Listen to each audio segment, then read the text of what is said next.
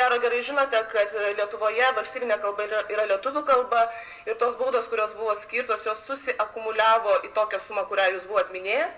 Ir kitas klausimas, ar jūs manot, kad valstybės tarnautojas gali leisti savo nesilaikyti valstybės, kurioje jisai dirba ir kurios pilietis yra įstatymu?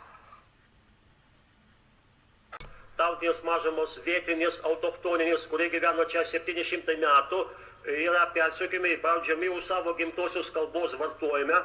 Net tuose rajonuose, kur tautinės mažumos sudaro 80% gyventojų.